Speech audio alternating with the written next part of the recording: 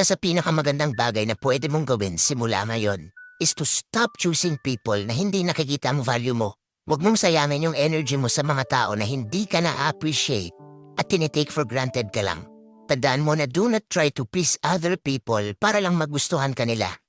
Kasi believe me, hindi yan magiging sustainable. Simula ngayon, I want you to focus your energy sa mga tao na nakikita ang worth mo at kayang i-reciprocate ang same level ng effort, emotion, at value na binibigay mo.